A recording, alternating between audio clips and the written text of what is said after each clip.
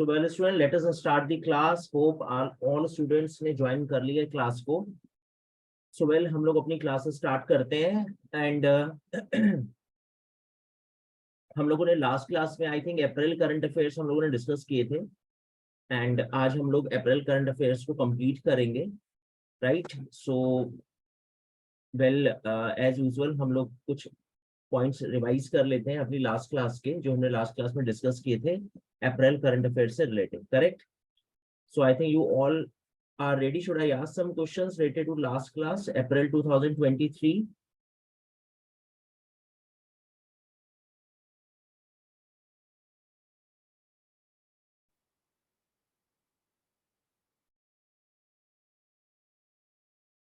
Okay, fine.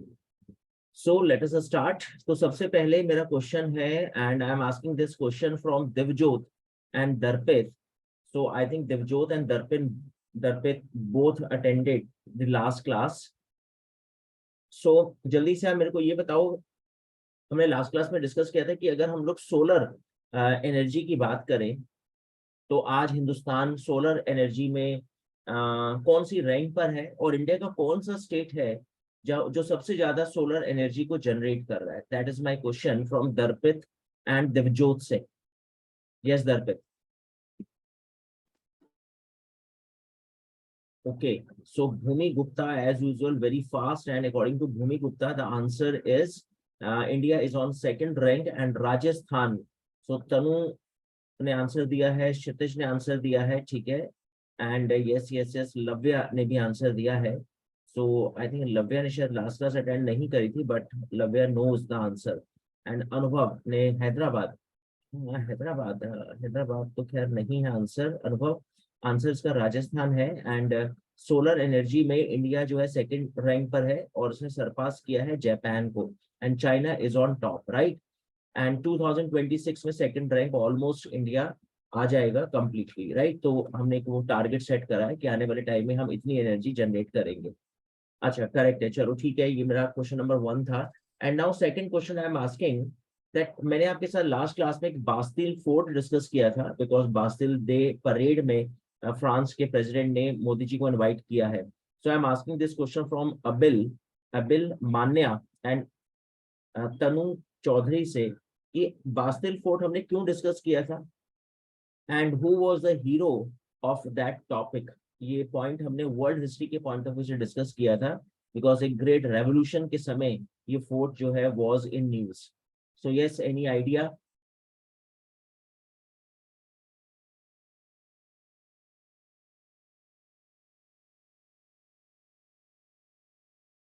Okay Abil, so you did not attend the class, but Lavya is giving the answers ki sir French Revolution and Napoleon Bonaparte was the hero of that revolution. So Kshitij Katoch ने भी answer दिया है. And what about Kumud, Devjot, Harshit, Tanisha Chopra, Ayush Gupta? Yes. What about these students? I think all these students attended the last class. हर्षित का मुझे थोड़ा doubt है, हर्षित ने last class attend करी थी या नहीं, बट कुछ स्टूडेंट्स तो बिल्कुल frequently attending all the classes. So आप लोगों को तो मुझे लगता है अवार्ड मिलना चाहिए जब हम लोग अपना सब कुछ फिनिश करेंगे. चलो, हार जीत तो एक तरफ है, but you all are very sincere student. So Bhumi Gupta ने बोला है कि sir demolish monarchy and establish democracy. Yes, correct है भूमि, आपका आंसर बिल्कुल सही है. एंड फ्रेंच रेवोल्यूशन चलो आप लोगों ने बताया तो है, लेकिन वैसे किस ईयर की बात है Kshitij, Brahmjot Kaur, what was the year of French revolution? हमने किस ईयर में इसको डिस्कस किया था? वैसे 3 फ्रेंच रेवोल्यूशन है, लेकिन उसमें से एक फ्रेंच रेवोल्यूशन जो है जो सबसे पहली थी 1757 तो नहीं है, ये तो रॉन्ग आंसर है. 1757 में तो हमारा बैटल ऑफ प्लासी हुआ था, तो for that point of view 1757 मुझे हमेशा याद रहता है. And 1789, very good Lavya, Manya, Kshitij and Brahmjot Kaur ने आंसर दिया है 1789, करेक्ट है ना? 1789, चलो वेरी गुड. नेक्स्ट पर आते हैं. केरला का मैंने एक आपके साथ नेशनल पार्क डिस्कस किया था जिसे फर्नेरियम का टैग मिला. So I am asking this question from Ishu Bhardwaj and Ayush Gupta and Yash. So could you please tell me these 3 students that what is the name, and student started to give the answer and correct. Aravikulam National Park. Very good Tanisha. Very good Divjot. Correct है. Very good Bhumi Gupta. बिल्कुल right answer है। अराविकुलम national park of Kerala, जिसको फर्नेरियम का tag मिला क्योंकि वो plant होता है, नॉन फ्लावरिंग प्लांट है, और वो इस नेशनल पार्क की ब्यूटी है, इस वजह से इस नेशनल पार्क को टैग मिला। करेक्ट है, वेरी गुड। सो साक्षी शर्मा ने भी ज्वाइन कर ली है क्लास, तो साक्षी से पूछ लेते हैं। साक्षी, आप मेरे को ये बताओगे कि जस्टिस सिस्टम की अगर बात करें तो इंडिया की जस्टिस रिपोर्ट में कौन सा स्टेट को टॉप पे डिक्लेयर किया गया है कि यहाँ का जस्टिस सिस्टम एटलीस्ट ठीक ठाक है? तो सुहानी बत्रा से क्वेश्चन है मेरा, एंड ईशा गोगर से है, एंड साक्षी शर्मा से है। So yes, anyone can tell me the answer of this question? So Karnataka. Okay, so student started to give the answer. Right right Bhumi, very good. Tanisha, very good. Tanisha, yes, very good. Kshitij, Karnataka is the right answer है, बिल्कुल right answer है इसका कर्नाटका। कर्नाटका का justice system बहुत top पर है, correct, very good. अच्छा, उसके बाद फिर मैंने आपके साथ एक इंपॉर्टेंट पॉइंट डिस्कस किया था, एंड वो पॉइंट ये था कि हमने केरला के कुछ, मैंने आपको कुछ नेशनल पार्क्स बताए थे। आप मेरे को बताओगे कि उसमें से एक बहुत ही फेमस वैली करके कुछ एक नेशनल पार्क था एंड केरला। सो कुमुद, भूमि खन्ना, दर्पित या देवजोत सिंह में से किसी को आइडिया हो, what was the complete name of that valley in Karnataka? And मैंने वो मैप में आपके साथ डिस्कस किया था। सो इफ यू रिमेम्बर, सुहानी बत्रा को अगर कुछ आइडिया हो, आई थिंक सुहानी ने शायद लास्ट क्लास अटेंड नहीं की थी। यस,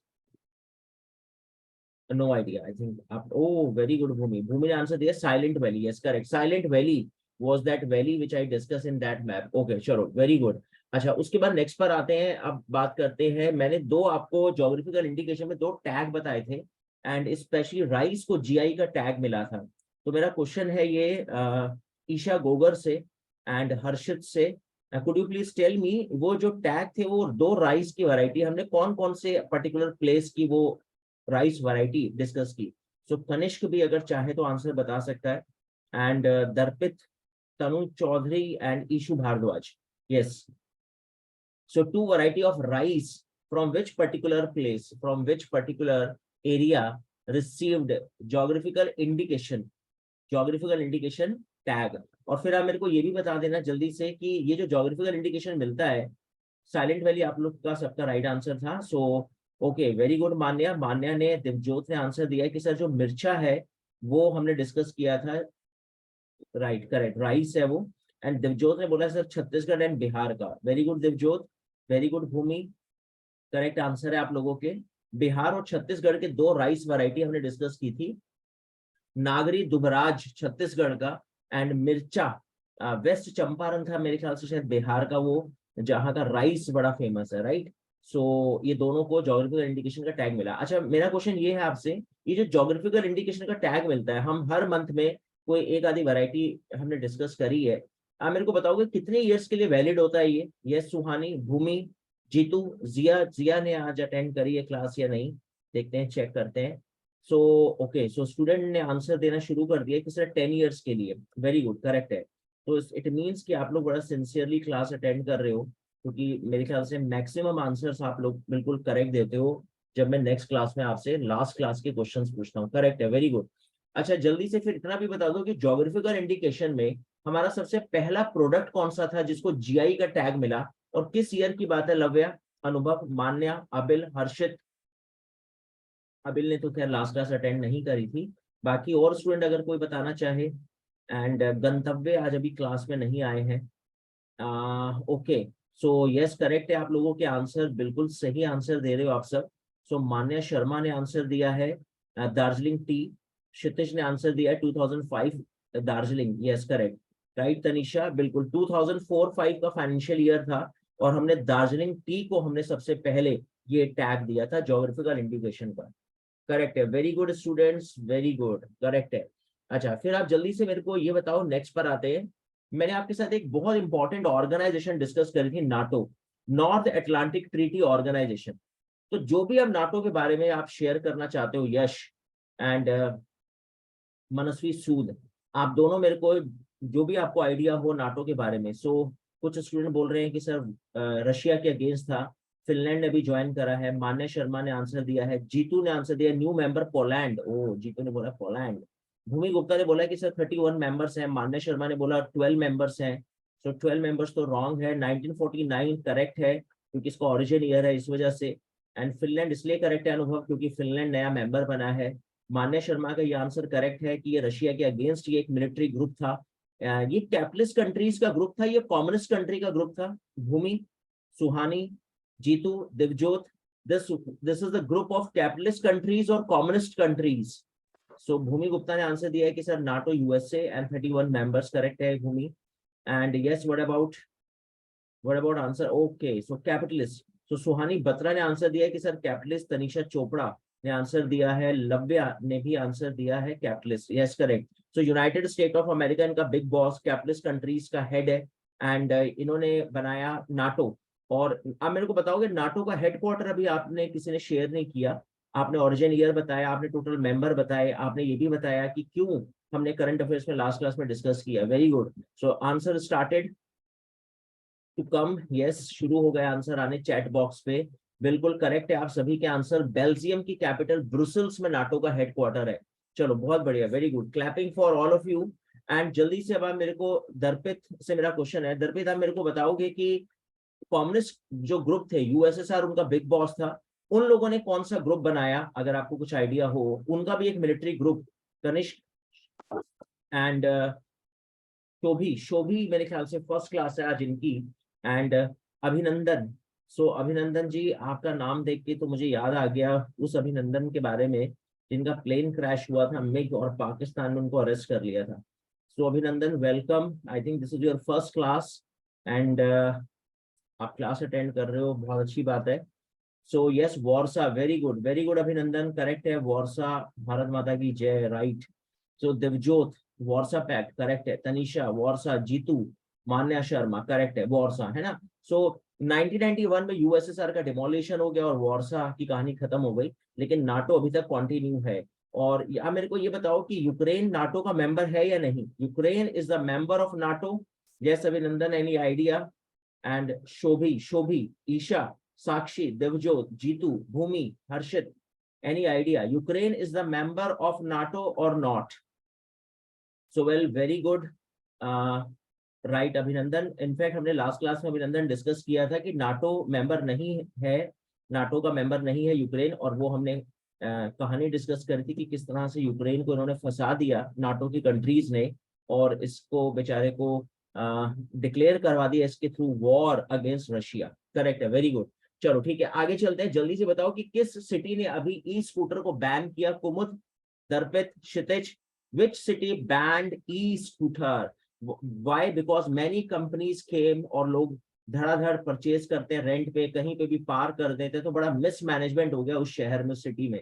एंड फाइनली वहां के मेयर ने बैन कर दिया। तो वेरी गुड स्टूडेंट, आप लोग के राइट आंसर है। Very good Yash, very good Lavya, and yes very good Abhinandan, Paris correct, very good, Paris में बैन हुआ। चलो ठीक है डन। उसके बाद मेरा नेक्स्ट क्वेश्चन आप लोगों से ये है, नाटो हमने डिस्कस कर लिया, ठीक है। इंडियन पोस्ट पेमेंट बैंक जो मैंने आपको बताया था नया अवतार है हमारे पोस्ट ऑफिस का। तो वेल ब्रह्मजोत कौर एंड लक्षित सहगल भी आ चुके हैं क्लास में। And Anubhav, could you please tell me ये Indian post payment bank Modi government ने कब स्टार्ट किए, ये नया अवतार पोस्ट ऑफिस का, कब से ये नया अवतार आया, किस ईयर में। सो वेल मान्या शर्मा भी मैं देख रहा हूँ काफी टाइम से एग्जैक्ट आंसर देती हैं। तनिषा चोपड़ा और भूमि गुप्ता, लव्या, ये स्टूडेंट्स तो ऑलवेज। एंड हर्षित ने भी आंसर दिया 2018, करेक्ट है, very good students, good one. अच्छा जल्दी से आप मेरे को ये बताओ, मैंने आपके साथ डिस्कस किया था, करेक्ट करेक्ट, नेक्स्ट पॉइंट था हमारा क्रायोजोनिक इंजन। आप मेरे को पहले ये बताओ कि हमने क्रायोजोनिक इंजन इस सेंस में डिस्कस किया था, मैंने आपको एक कंट्री बताया था जिसने बेचारे ने अपना पहला सैटेलाइट लॉन्च किया, अफ्रीका का वो कंट्री था। पहले मेरे को बताओ वो अफ्रीका का कौन सा कंट्री है जिसके थ्रू हमने अपनी कहानी डिस्कस करी थी इसरो की। इसरो का पास्ट इंडिया का स्पेस सेक्शन मैंने आपके साथ डिस्कस किया था। सो मेरा आंसर है कुमुद से। वैसे भूमि गुप्ता ने आंसर दे दिया, अभिनंदन भी फॉर्म में आ चुके हैं, एंड लव्या, यस कीनिया को मैंने डिस्कस किया था कि इसने बेचारे ने अपना पहला सैटेलाइट लॉन्च किया। और हिंदुस्तान तो अभी टॉप 5 कंट्रीज में आ चुका है इसरो। और मैंने आपको बताया था कि हमारा पहला लॉन्च व्हीकल पीएसएलवी है ना, पीएसएलवी और जीएसएलवी की मैंने आपको कहानी सुनाई थी लास्ट क्लास में, I discuss the story the glory of the past of ISRO. So please tell me, अगर 36,000 किलोमीटर से मुझे कोई सैटेलाइट लॉन्च करना है, तो should I send my satellite with PSLV or with GSLV if I am sending above 36,000 kilometre? So very good अभिनंदन, अभिनंदन ने आंसर दिया है, उसके लिए मैंने वेरी गुड बोला, बट अभिनंदन ये रॉन्ग है। एंड भूमि गुप्ता और तनु चौधरी ने आंसर बिल्कुल करेक्ट दिया है, क्षितिज ने भी GSLV 36,000 किलोमीटर से नीचे, शोभी वेरी गुड, PSLV 36,000 से अबव PSLV हम लोग लॉन्च करते हैं। And cryogenics engine, Isha, Sakshi, Tanisha, could you please tell me cryogenics engine हम लोग किसमें यूज करते हैं, PSLV में और GSLV में? राइट, ऑटो करेक्ट है ये। सो GSLV में, यस करेक्ट, GSLV में यूज करते हैं क्रायोजेनिक इंजन। क्यों? क्योंकि ये बड़ा लाइट वेट वाला इंजन होता है और इसमें एक हम फ्यूल फिल करते हैं। आप मेरे को बताओगे वो फ्यूल में कौन सी गैस फिल होती है और किस फॉर्म में, सॉलिड, लिक्विड और गैसियस फॉर्म में? तो वेल, वेरी गुड अभिनंदन, मैं आपका आंसर देख रहा हूँ, आप क्लासेस अटेंड नहीं कर रहे थे लेकिन आप आंसर बिल्कुल करेक्ट दे रहे हो। And this is liquid form होती है वैसे, हाइड्रोजन की liquid form, not gaseous form. तो लिक्विड फॉर्म में हम लोग उसको कन्वर्ट करते हैं हाइड्रोजन को, और वो फिल की जाती है as a fuel in cryogenics engine, right. वैसे ये इंजन हम लोग किससे परचेज कर रहे थे, किससे इंपोर्ट कर रहे थे? हमने पूरा GSLV बना लिया था, but we were not getting success to build cryogenic engine and we were purchasing that engine from one particular country, and finally we became self reliant in this section. And yes, very good Tanisha, very good Tanu, USSR. Thank you very much students for participating in this session. And that's all about what we discussed in last class. And now I am going to start the remaining part of April current affairs. And thank you very much कि आप लोग अच्छे से answer देते हो सभी questions के, and it is very beneficial for all of you. जो नहीं भी देते उनके लिए भी एटलीस्ट कम से कम वो सुन रहे हैं, ये बहुत बड़ी बात है। चलो ठीक है, अब हम आते हैं जल्दी से। तो मेरे ख्याल से पहले हम अपनी लास्ट स्लाइड ले लेते हैं। हमारी लास्ट स्लाइड क्या थी जो हमने, जहां पे हमने अपने क्लास को एंड किया था?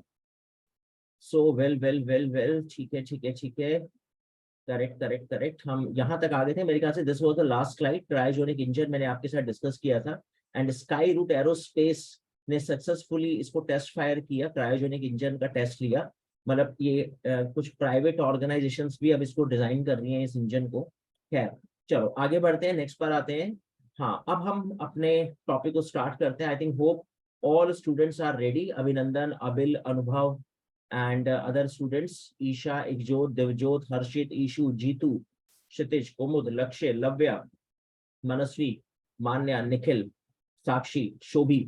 सो जिन स्टूडेंट की आज फर्स्ट क्लास है उनसे स्पेशली मैं उनको टारगेट पे रखूंगा आज अपनी क्लास में। And thank you very much Abhinandan that you are ready.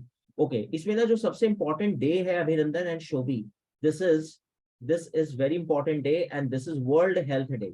तो एटलीस्ट अगर आपको कुछ ना पता हो तो कम से कम ये तो याद रखना, जैसे मैंने आपको बोला था ना, earth day, water day, health day, AIDS day, disability day, and navy army, air force और हमारी इन्फेंट्री आर्मी डे है ना, फार्मर्स डे, लेबर डे, ये बड़े कुछ बड़े फेमस डेज हैं जो अक्सर एग्जाम में आते रहते हैं। मैथमेटिक्स डे, मैंने आपके साथ ये सब डेज डिस्कस किए हैं। तो मैं आपको हर महीने 4 to 5 डेज आपके साथ डिस्कस कर रहा हूँ। तो अगर हम इसको 6 मंथ से मल्टीप्लाई कर दें तो हार्डली 25 डेज हैं, और इनमें से हो सकता है कोई 1 या 2 डे आपके एग्जाम में आ जाए तो आपका बेड़ा पार, करेक्ट। तो इसमें अगर आप सब कुछ भूलना चाहो तो भूल जाओ, लेकिन 7 अप्रैल, वैसे मैंने इसको ऐसे याद किया हुआ था जब मैं एग्जाम की प्रिपरेशन करता था। 7 होता है ना हिंदी में, सात, सा, और सा से स्वास्थ्य, तो मैंने ऐसे पहचान बना रखी थी, 7 स्वास्थ्य दिवस। तो आप भी कुछ इस तरह से पहचान बना सकते हो।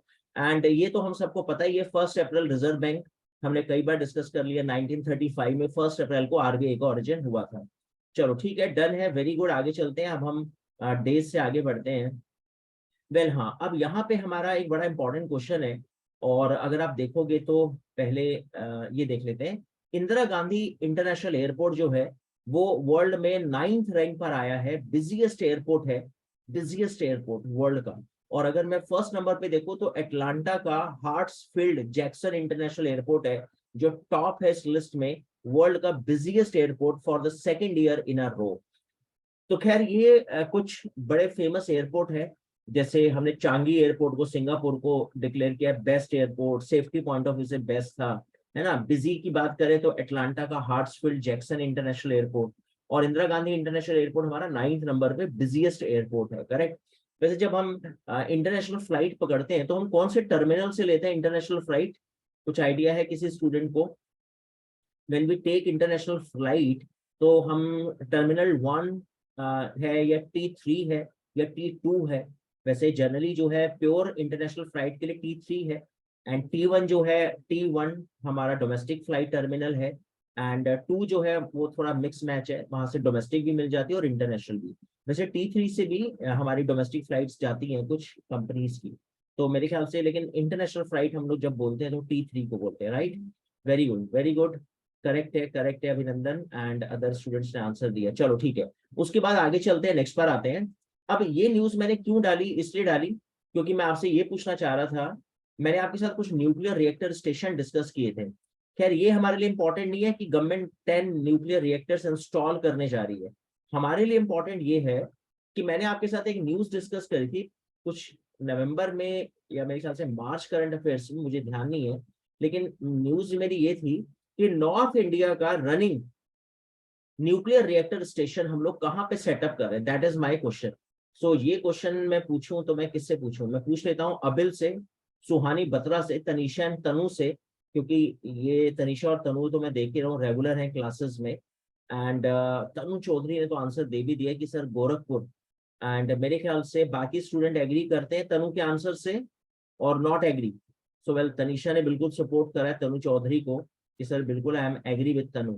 तो मेरे ख्याल से करेक्ट है, गोरखपुर में, मैंने आपको याद होगा, लेकिन ये गोरखपुर यूपी में है, लेकिन उसके पास एक गांव है जो पड़ता है हरियाणा में।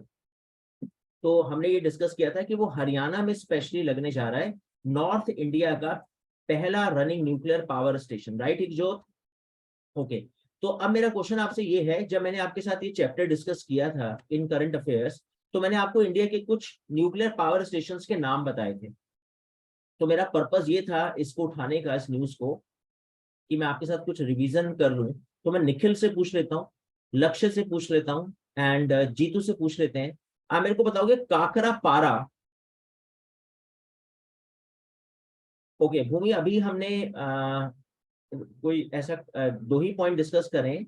अभी मैंने इंटरनेशनल एयरपोर्ट बताया कि 9th रैंक पर इंदिरा गांधी इंटरनेशनल एयरपोर्ट है बिजिएस्ट, एंड एटलांटा, ये जो स्लाइड में भी आप देख ही रहे हो, एटलांटा जो है वो सबसे पहला, सबसे बिजिएस्ट एयरपोर्ट है। उसके बाद मैं आ चुका हूँ न्यूक्लियर रिएक्टर स्टेशन पे, और मेरा क्वेश्चन है कि Kakrapar nuclear reactor station, Vidita Bajaj and Abhinav Abhinandan ने आंसर दिया है गुजरात, एंड अभिनंदन का आंसर सही लग रहा है, विदिता बजाज, क्षितिज एंड भूमि गुप्ता को भी आइडिया होगा, हमने डिस्कस किया था, जैसे मैंने वो पहचान बताई ना, ढोकला, फाफड़ा, काकरा पारा, ऐसा लग रहा है जैसे कोई गुजरात की मिठाई हो, तो काकरा पारा।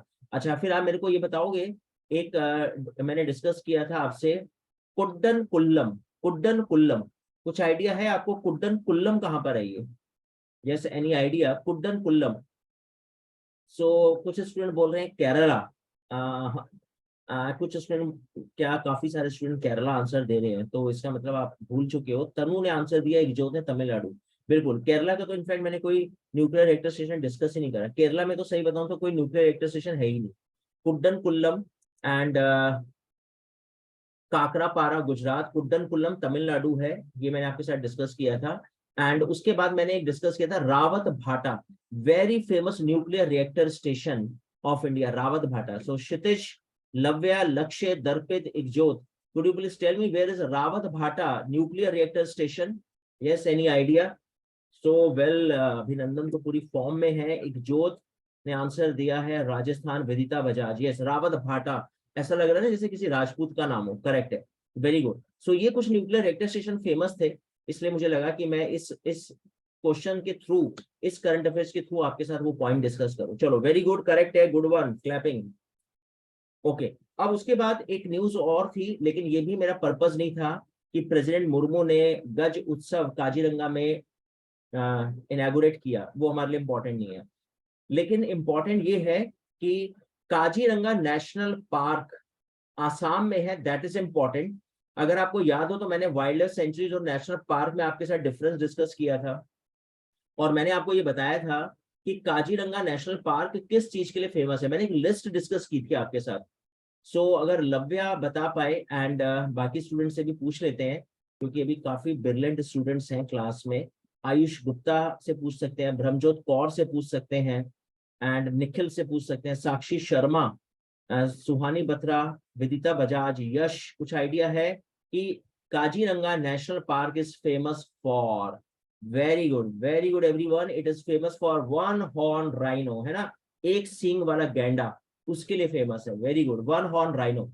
अच्छा, जब मैंने आपके साथ नेशनल पार्क और ये सब डिस्कस किए थे, चलो एक नेशनल पार्क और पूछ लेता हूँ, बांडीपुर, बांडीपुर नेशनल पार्क, कुछ आइडिया है किसी को? मैंने आपको बताया था कि मैं बांडीपुर नेशनल पार्क गया था, कुछ नहीं देखा मैंने, एक बंदर ही दिखा मेरे को पूरे नेशनल पार्क में, और जो हमारा गाइड था वो बस मंकी दिखाता रह गया पूरे 3 घंटे, और मैंने उसको बड़ा डांटा, मैंने क्या बताओ, मैं मंकी देखने आया हूँ इतनी दूर से। So Manasvi, so do you have any idea where is Bandipur national park?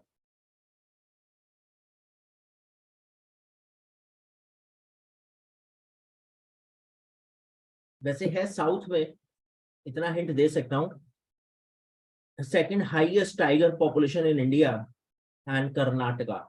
सो अभिनंदन जो है वो बिल्कुल फॉर्म में है, करेक्ट है। तमिलनाडु में नहीं है Lavya, Bandipur national park is in Karnataka, right, Karnataka में है Bandipur national park, right right Abhinandan, correct. चलो ठीक है, डन। अच्छा, अब मेरे को ना असल में आपके साथ एक पॉइंट डिस्कस करना था, मैं उस समय भूल गया था आप लोगों को बताना। एक बड़ा फेमस क्वेश्चन है कॉम्पिटिटिव एग्जाम का कि इंडिया का सबसे पहला national park, first national park of India. So मैं आपको इसका आंसर बताऊं, क्योंकि ये मैंने आपके साथ डिस्कस नहीं करा, तो मेरी ही ड्यूटी बनती है आपको बताना, first national park of India.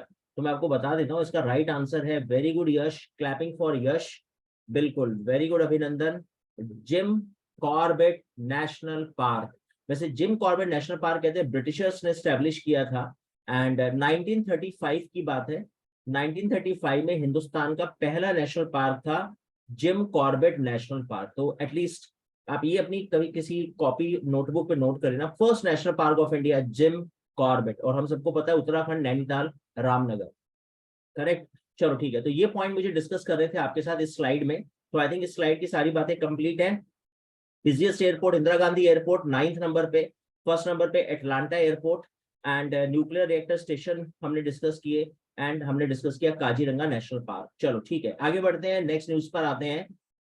अब ये तो बड़ी फेमस न्यूज है ही, क्योंकि ऑलरेडी हम डिस्कस कर ही चुके हैं, मुझे लगता नहीं आप लोग भूले होंगे, क्योंकि मैंने आपको रिवाइज करवा करवा के इतना इरिटेट कर दिया है।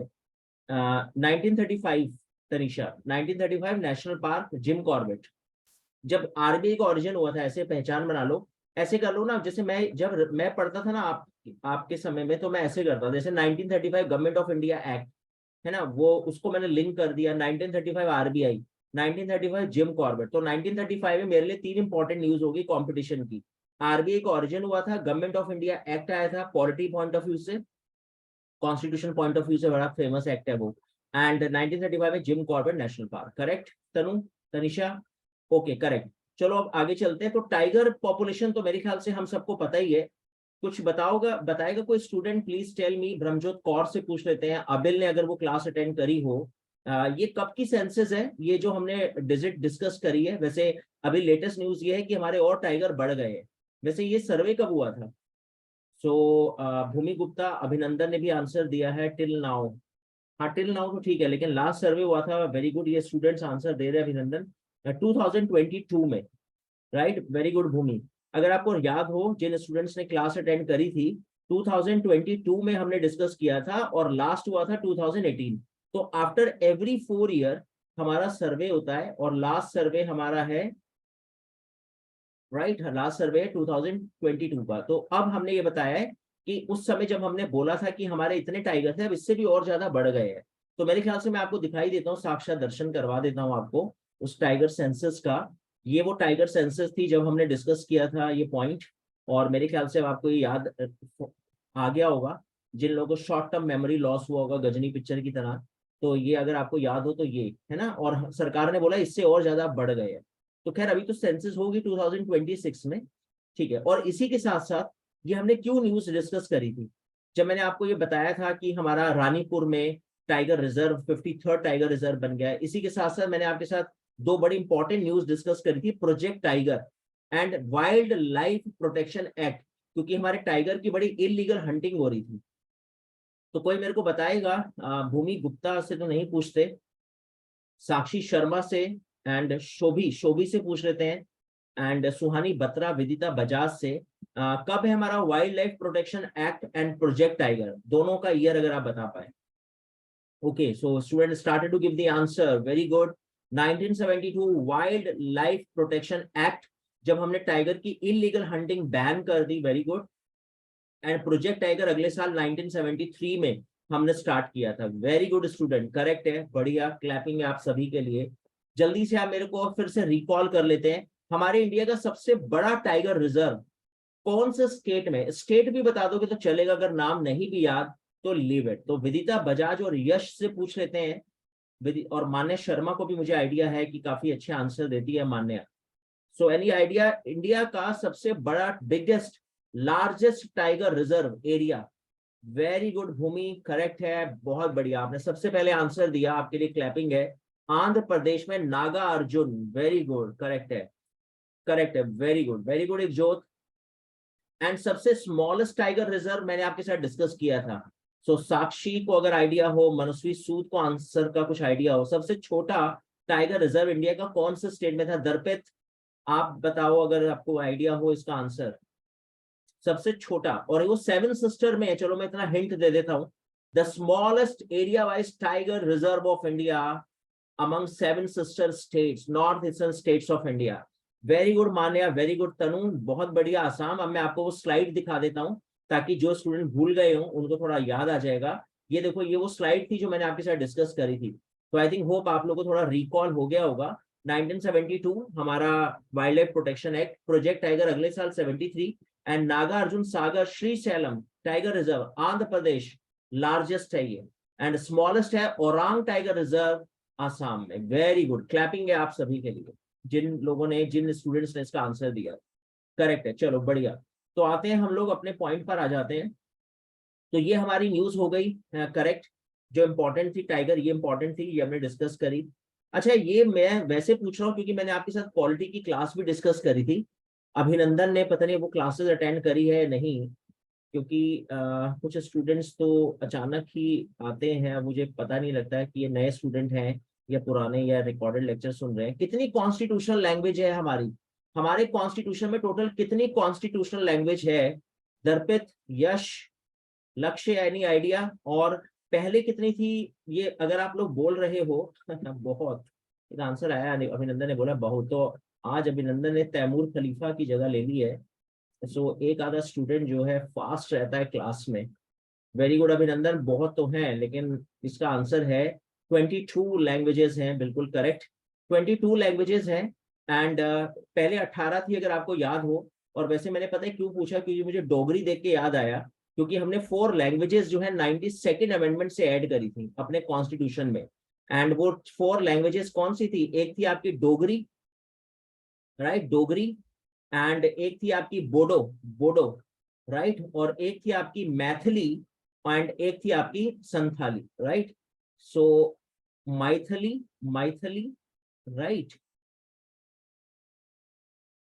राइट, मैथिली एंड संथाली, ये 4 लैंग्वेजेस जो है हमने ऐड करी थी अपने कॉन्स्टिट्यूशन में, तो ये 22 हो गई थी। और ये बात कब की है, 2006 अराउंड हमारी 22 लैंग्वेजेस है कॉन्स्टिट्यूशन में मेंशन है।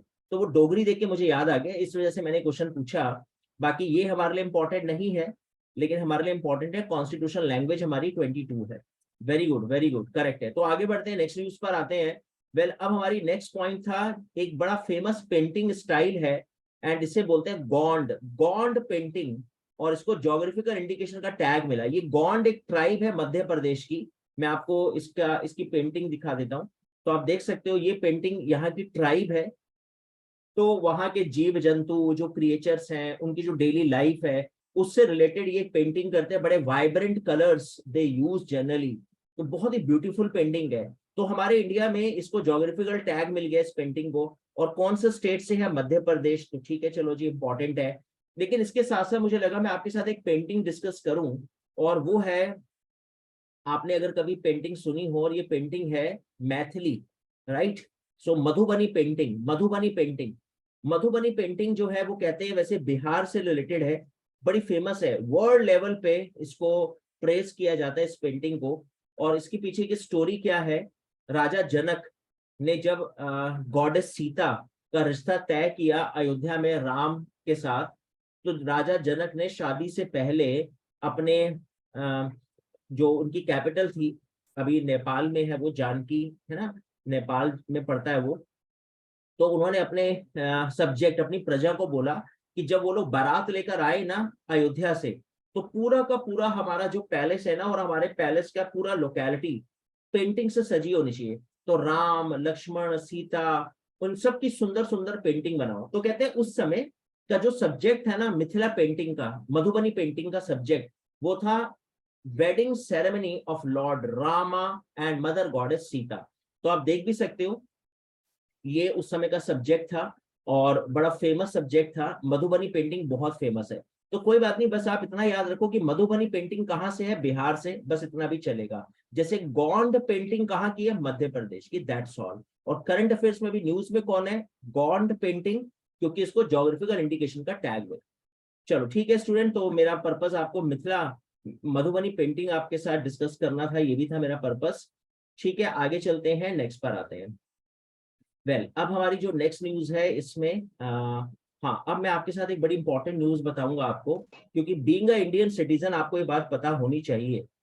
क्योंकि इन फ्यूचर अगर आप में से कोई बड़ा होकर नेता बने, अभिनेता ना बन पाए, बिजनेस इंडस्ट्रिस्ट ना बन पाए, सिविल सर्वेंट ना बन पाए, तो फिर आप क्या बनोगे, नेता बनोगे, क्योंकि एक ये भी करियर ऑप्शन है। तो आप हो सकता है एमपी बन जाओ, मेंबर ऑफ पार्लियामेंट, कोई इलेक्शन इलेक्शन जीत जाओ, या राज्यसभा में भी आ जाओ, चलो एमपी बन के राज्यसभा या लोकसभा। तो एक आपको फंड्स मिलता है, उसको बोलते हैं MP LADS, member of parliament local area development scheme. आपको पता है ये बात, मैं पूछ लेता हूँ वैसे कुछ स्टूडेंट से, क्योंकि कुछ अच्छे स्टूडेंट्स तो हैं क्लास में। इनफैक्ट आप जितने भी स्टूडेंट अभी ज्वाइन कर रखे हो सभी ब्रिलियंट है।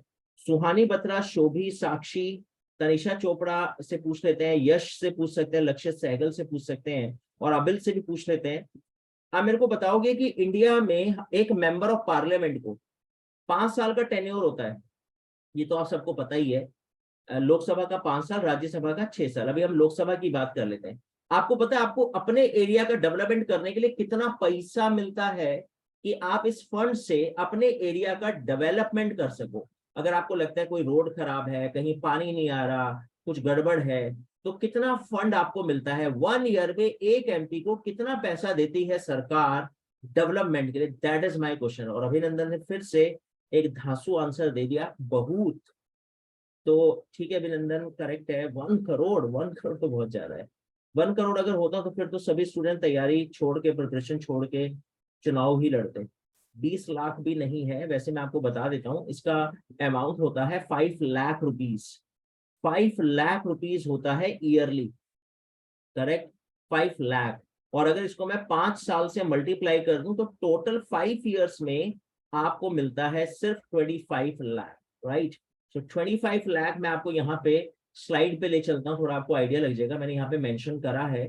तो आप देख लो यहाँ पर, ये न्यूज हमारे लिए इंपॉर्टेंट नहीं है, लेकिन मुझे आपको बताना था एमपी एलईडीएस फंड क्या होता है, that I want to discuss.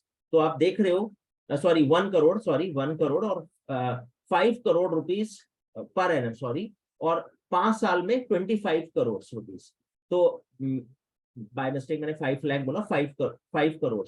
तो इस स्कीम के तहत आप देख लो कितना पैसा आपको मिलता है, 5 करोड़ रुपीज पर एनम, और आपका बैठा 5 साल में 25 करोड़। तो अगर आप राज्यसभा के हो तो आपको 6 साल के लिए 30 करोड़, लोकसभा के हो तो आपको, और जो नॉमिनेटेड मेंबर्स होते हैं राज्यसभा के, उनको भी ये फंड्स मिलते हैं। अच्छा, वैसे राज्यसभा में कितने नॉमिनेटेड एमपी होते हैं, कुछ आइडिया है? हाँ, very good Anubhav, yes you are close, very close.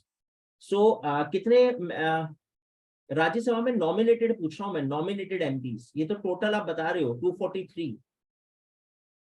वैसे 243 नहीं है, 245 है, मैंने राज्यसभा और लोकसभा का चैप्टर अभी आपको पढ़ाना है वैसे, चलो मैं आपको बता देता हूँ। देखो हमारे यहाँ पे राज्यसभा में, मैं राज्यसभा की बात कर रहा हूँ, राज्यसभा में 245 टोटल सीट्स हैं, जिसमें से 12 मेंबर्स नॉमिनेट होते हैं अलग अलग फील्ड्स के, जैसे एक हिस्टोरियन, एक जोग्राफर, एक इकोनॉमिस्ट, एक सिंगर, एक म्यूजिशियन, एक आर्टिस्ट, एक पेंटर, राइट, एक इकोनॉमिस्ट, तो एक साइकोलॉजिस्ट। ये 12 फील्ड के अलग अलग स्पेशलिस्ट, एक न्याय जस्टिस, जैसे रंजन गोगोई हमने बोला था कि रंजन गोगोई यहाँ पे नॉमिनेटेड है। तो इसका मतलब अगर मैं यहाँ से 12 माइनस कर दूं तो यहाँ कितना बचता है, 233। 233 का इलेक्शन होता है, 12 नॉमिनेट। और लोकसभा में तो आप सबको पता ही होगा 543। तो देखो टोटल लोकसभा में सीट है 543 और राज्यसभा में 245। बीइंग इंडियन सिटीजन, ये आपको पता होना चाहिए, ये बड़ी छोटी सी बात है, 6th क्लास की एनसीईआरटी में लिखा हुआ है, करेक्ट। तो आप प्लीज इसको याद रखें। चलो, तो मेरे ख्याल से फंड्स आपको समझ में आ गए। अगर आप बड़े होकर एमपी बनते हो तो एक साल में 5 करोड़ रुपए आपको मिलेंगे डेवलपमेंट के लिए। अब वो आपकी श्रद्धा है कि आप उसको खर्च करो ना करो या क्या करो, पता नहीं, प्रभु जाने उसका, लेकिन हाँ इतना पैसा आपको गवर्नमेंट देती है खर्च करने के लिए। चलो ठीक है, खैर आगे चलते हैं, नेक्स्ट पर आते हैं।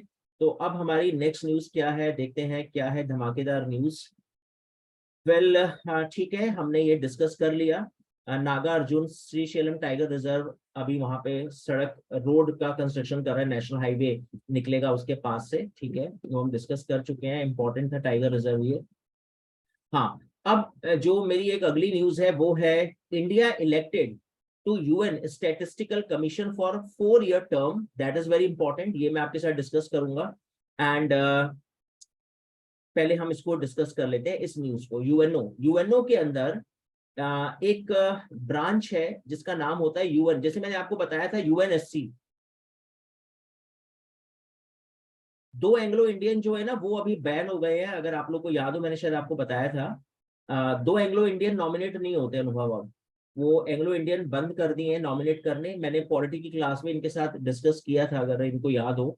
अब 543 ही है टोटल, पहले 545 होती थी, 543 का इलेक्शन, दो नॉमिनेटेड। अभी हमने एक अमेंडमेंट किया था, 94th अमेंडमेंट था शायद वो, हाँ 94 मुझे याद आ रहा है, 94th अमेंडमेंट से हमने 2 सीटें खत्म कर दी लोकसभा में नॉमिनेशन एंग्लो इंडियंस का। अच्छा खैर, तो मैं आपको ये बता रहा था कि एक यूएन का एक ब्रांच है यूएनएससी, यूएन स्टैटिस्टिकल कमीशन।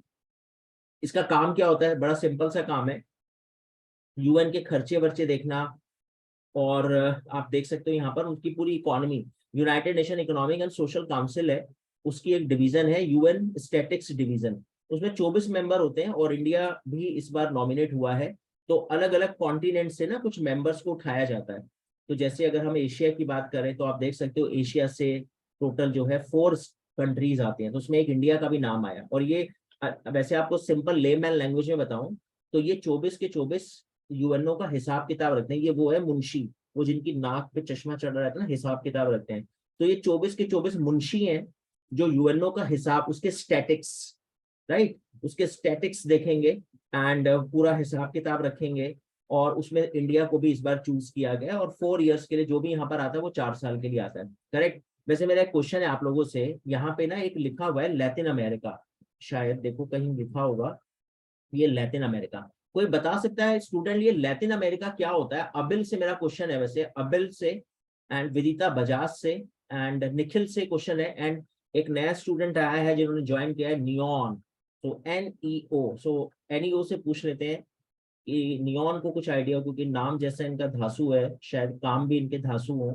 तो नियॉन अगर कुछ बताए, वैसे आईपैड, और आईपैड ने आज ज्वाइन नहीं करा class. South America Spanish speaking countries, Vidita Bajaj ने आंसर दिया है, ठीक है। तो ठीक है जी, मैं बता देता हूँ फिर आपको, इसका मतलब आप लोग को आइडिया थोड़ा बहुत तो है। देखते हैं, मैं आपको वर्ल्ड का मैप दिखाता हूँ, उस वर्ल्ड के मैप से आपको आइडिया लगेगा। देखो जी, ये वर्ल्ड का मैप है ये, एंड इस वर्ल्ड के मैप से आप लोग को शायद आइडिया लग जाएगा, देखते हैं आप क्या समझते हैं। देखो ये पूरा है नॉर्थ अमेरिका, नॉर्थ अमेरिका में कौन कौन है, कनाडा, यूएसए, मैक्सिको, करेक्ट। ये है आपका south America, Brazil, Argentina, Paraguay, Uruguay, Peru, चाइल, अर्जेंटीना, राइट। एंड कोलंबिया, ये सब साउथ अमेरिका, ये साउथ अमेरिका, ये नॉर्थ अमेरिका, और ये है आपका पूरा बंच, ये जो आप देख रहे हो ना, ये कंप्लीट, ये क्या है आपका, ये है यूरोप, यूरोप। और ये जो आप देख रहे हो, ये पूरा कंप्लीट कंप्लीट, ये यहाँ तक, ये क्या है आपका, एशिया, एशिया। और ये तो खैर बताने की जरूरत नहीं है, ये है अफ्रीका। और आपको पता है ना, ये क्या हो गया आपका, ये इसको क्या बोलते हैं, इस कॉन्टिनेंट को मुझे बताओ क्या बोलते हैं, इसका नाम बताओ। और ये वाला मुझे बताओ इसको क्या बोलते हैं, दैट इज माय क्वेश्चन, मुझे जल्दी से बता दो इन दोनों को मैं क्या नाम दूं। अबिल से पूछ लेते हैं, विदिता ने आंसर दिया ओशियाना। सो ऑस्ट्रेलियन, तनु चौधरी ने बोला ऑस्ट्रेलियन बोल देते हैं सर शायद इनको, मान्य शर्मा ने बोला ऑस्ट्रेलियन। वैसे मैं आपको बता दूं, अभिनंदन अगर कुछ आइडिया दे। सो वेल, विदिता बजाज का आंसर बिल्कुल सही है, इसको बोलते हैं ओशियाना। ये जो आप विदिता बजाज का जो आंसर है ना, Oceania, Oceania means Australia plus New Zealand, right Lavya. And Lavya, ये जो आप है ना, इसको बोलते हैं लैटिन अमेरिका। आपको पता है ये क्या है, ये है West Indies cricket team, Barbados, Jamaica, Bermuda. आपने वेस्ट इंडीज क्रिकेट टीम सुनी होगी, वेस्ट इंडीज के ये जो छोटे छोटे आइलैंड्स है, ये वेस्ट इंडीज यहीं से आते हैं, लैटिन अमेरिका। तो अब आप समझ गए, north America, Latin America, south America, ये मिला के बना एक कॉन्टिनेंट, रिंग नंबर 1। उसके बाद ring number 2 Europe, ring number 3 Asia, ring number 4 Africa, ring number 5 Oceania. और this is the logo of Olympic games. अगर आपको कुछ आइडिया हो, ओलंपिक गेम्स में 5 सर्कल्स होते हैं, and 5 circles means 5 continents. So I think hope आप लोगों को समझ में आ गया होगा। मान्या ने बिल्कुल एग्री करा है मेरी बात से कि sir I am fully agree with you, thank you Manya. So I think hope you got it. So this is called 5 continents. इसका मतलब ओलंपिक का सिंबल ये शो करता है कि पूरे वर्ल्ड से लोग खेलने आते हैं, excluding North Pole and South Pole, क्योंकि यहाँ पे ह्यूमन बींग्स तो रहते नहीं। -40 डिग्री सेल्सियस यहाँ पे टेम्परेचर है, यहाँ पे रहता है सफेद भालू, पांडा। अब ये लोग तो ओलंपिक खेलने आएंगे नहीं, है ना। और व्हाइट लेपर्ड ये तो नहीं आएंगे खेलने। तो जहां पे ह्यूमंस रहते हैं वो है 5 कॉन्टिनेंट, और वो कॉन्टिनेंट है America, Europe, Africa, Asia and Oceania. Correct. So Latin America, I think hope you got it. For that reason I use this world map, कि मैं आपको थोड़ा इन्फॉर्म कर पाऊं वर्ल्ड मैप के बारे में। Thank you very much. I think hope आपको समझ में आ गया होगा कि अभी हमने क्या डिस्कस किया है पॉइंट्स इस स्लाइड में।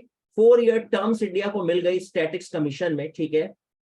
उसके बाद नेक्स्ट इंपॉर्टेंट है क्रिमिनल कंट्रीज की अगर बात करें, तो देखो क्रिमिनल कंट्रीज में तो आपको पता ही है हमारा डंका बजता ही है हर जगह।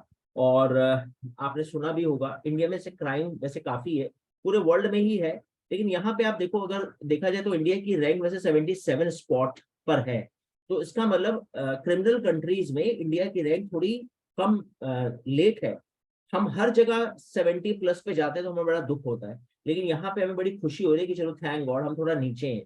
और वेनेजुएला, वेनेजुएला फिर आप समझ जाओ ये साउथ अमेरिका में पड़ता है, और ये फर्स्ट नंबर पर। तो सबसे ज्यादा क्राइम अगर पूरे वर्ल्ड में कहीं होता है तो वो है वेनेजुएला, जो पड़ता है साउथ अमेरिका में। करेक्ट। तो ये इंपॉर्टेंट है पॉइंट। ये सर्वे सब आप अपने एक पेज पे नोट करके रखो। करेक्ट। एंड पिछली क्लास में अगर आपको याद हो, मैंने आपसे एक एमसीक्यू पूछा था चलते चलते, और वो एमसीक्यू क्या था कि किस कंट्री ने मलेरिया की वैक्सीन बनाई है। तो मैंने आपको बताया था कि मैं अगली क्लास में आपके साथ डिस्कस करूंगा। अभी आप देखो ना, हमारे यहाँ पर तो मलेरिया बहुत पुरानी बीमारी है। घाना जो है इसने वो मलेरिया की वैक्सीन बनाई। वैसे मैं एक बड़ी इंटरेस्टिंग स्टोरी आपके साथ शेयर करता हूँ। आपने कभी एलेक्जेंडर का नाम सुना है? एलेक्जेंडर, एलेक्जेंडर द ग्रेट, बड़ा फेमस अटैकर था। कोई बता सकता है एलेक्जेंडर, हमारे हिंदुस्तान में ना हिस्ट्री में हम 3 लोगों के नाम के साथ ना ग्रेट यूज करते हैं, जैसे एलेक्जेंडर द ग्रेट। इसके अलावा 2 रूलर्स बता सकते हो जिनके नाम के साथ हम लोग ग्रेट यूज करते हैं? यस मान्या, एनी आइडिया? तनु, तनिषा, ब्रह्मजोत कौर, लव्या। ओके।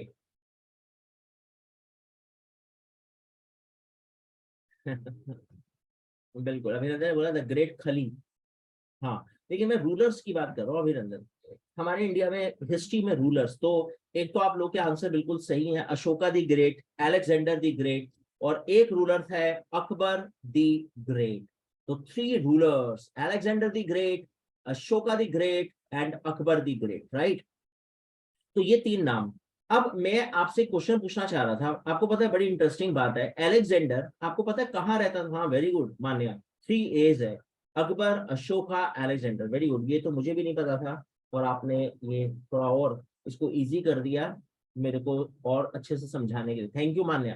तो 3 A's भी मैं बोल सकता हूँ क्लास में कि Alexander, Ashoka and Akbar, correct, thank you Manya. So Chandragupta, हाँ द चंद्रगुप्ता दी ग्रेट हम लोग जनरली ऐसा बोलते नहीं इतिहास में। अच्छा चलो, मेरा क्वेश्चन क्या था वो सुनो। आपको पता है अलेक्जेंडर इंडिया में कब आया था? तो बड़ी इंटरेस्टिंग स्टोरी है अलेक्जेंडर की। कहते हैं कि इंडिया का जो मैप है ना, मैं आपको एक बार इंडिया का मैप लेके चलता हूँ और मैं आपको एक बड़े इंपॉर्टेंट बात बताता हूँ, अचानक मुझे ध्यान आ गई, तो डिस्कस करते हैं इसको। कहते हैं कि जब अलेक्जेंडर ने इंडिया पे अटैक किया ना, वैसे अलेक्जेंडर मैसिडोनिया से आया था, और मैसिडोनिया आपको पता ही है आज यूरोप में है ये, और उसके पापा थे फिलिप। तो जब इसके पापा की डेथ हुई तो इसने गद्दी संभाली।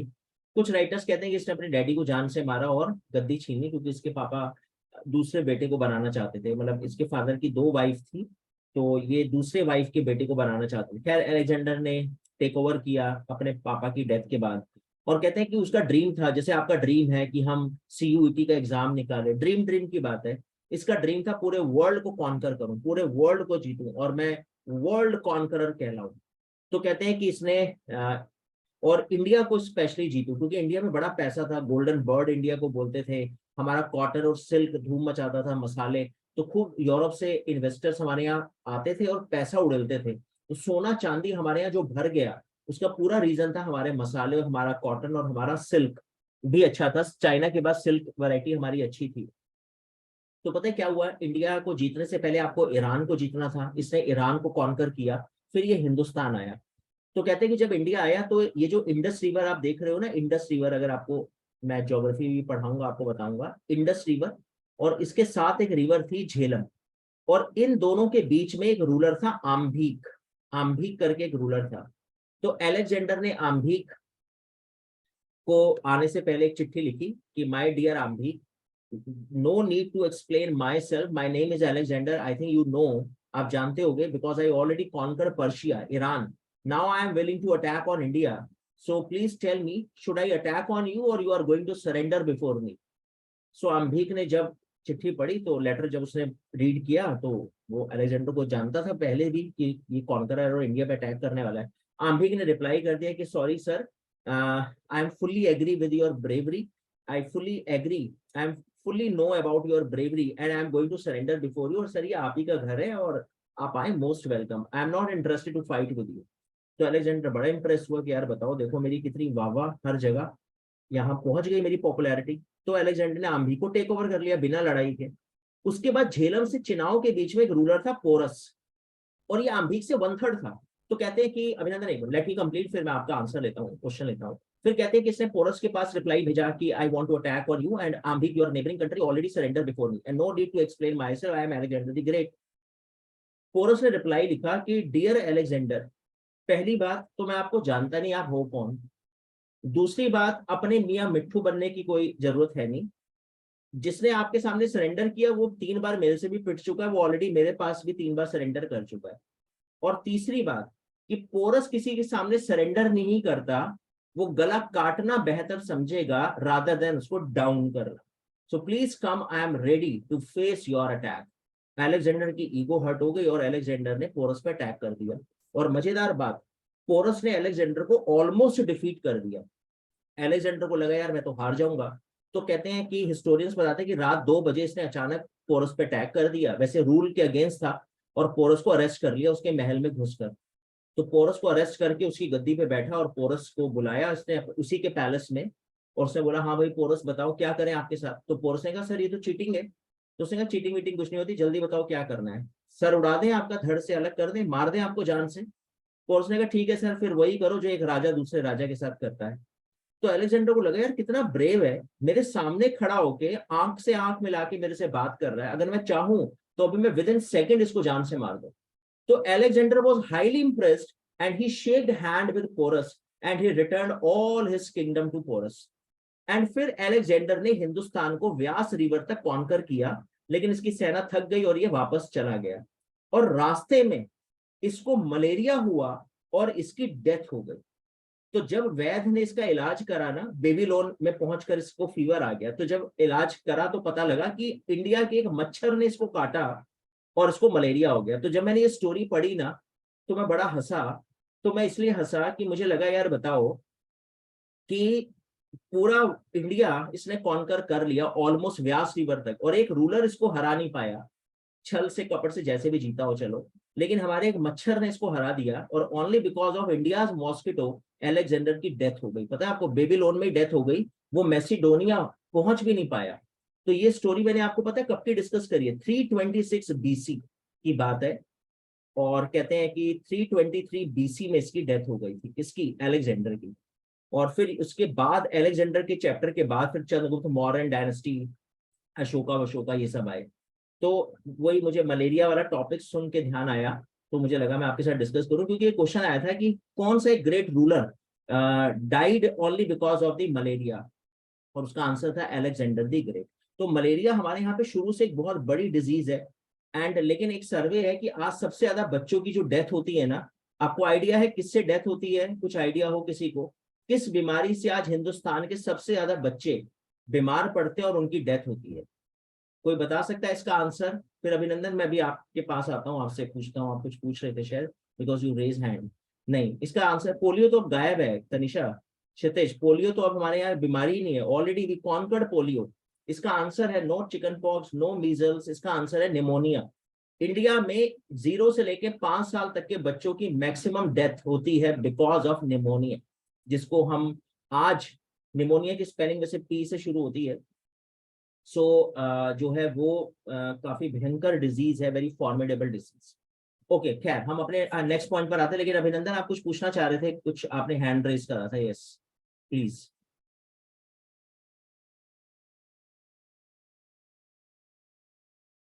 हाँ, कल रिजल्ट आ रहा है, right right right.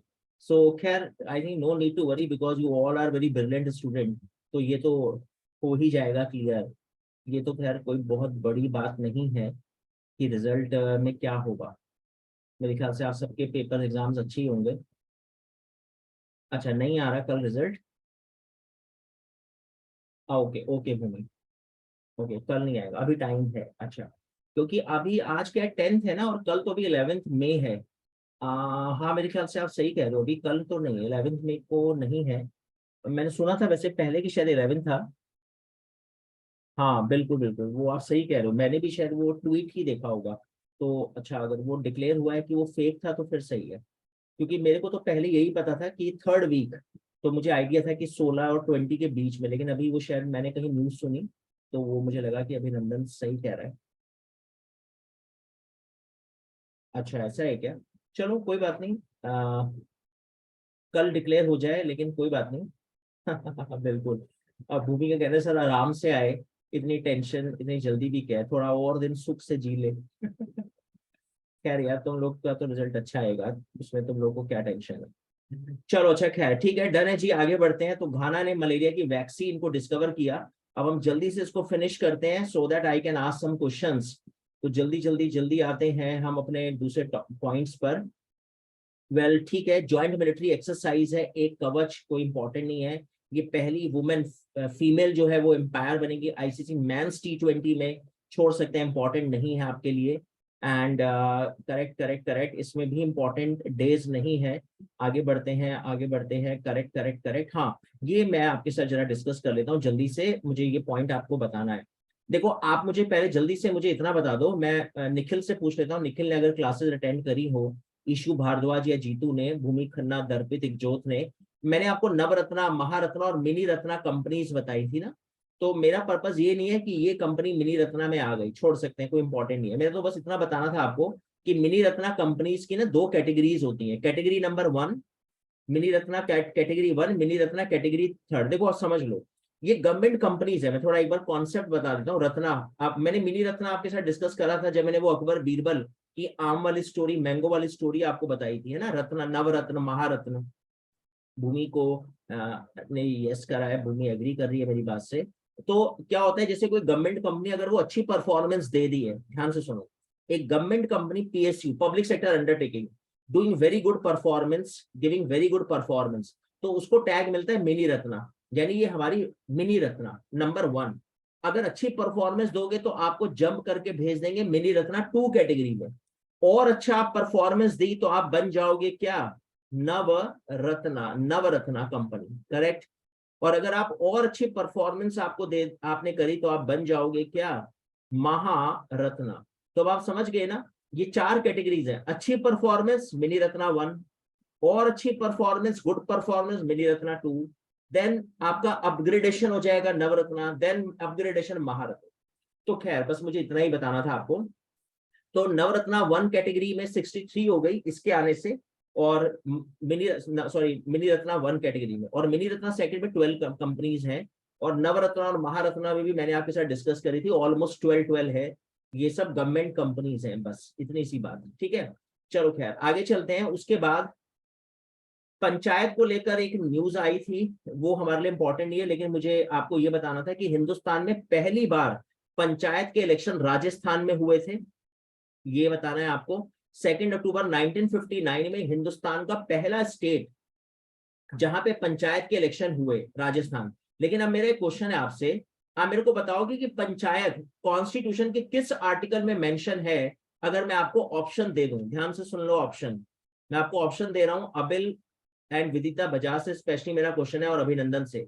Article 40, article 19, article 24 और आर्टिकल 124, किस आर्टिकल में पंचायत सिस्टम हमने एक्सप्लेन करा, local bodies election. Yes please give the answer.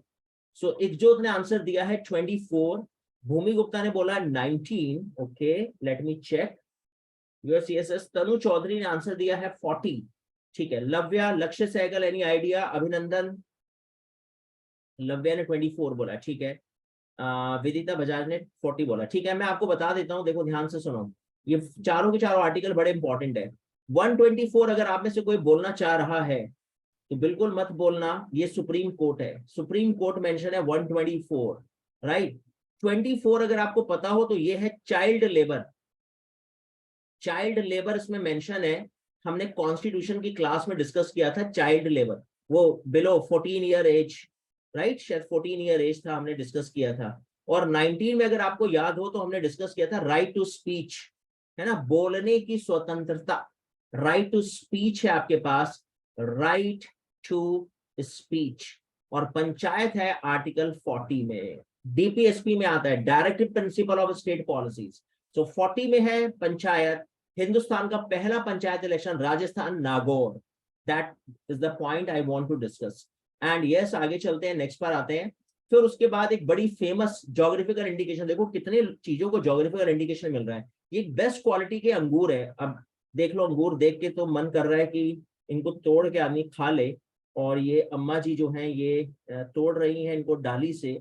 और ये कम्बम पनीर फेचाई अंगूर, ये ग्रेप्स की वैरायटी है, तमिलनाडु में मिलती है, और इसलिए मैंने ये पिक यूज करी ताकि मैं आपको साक्षात दर्शन करवा सकूं इस ग्रेप्स की वैरायटी के।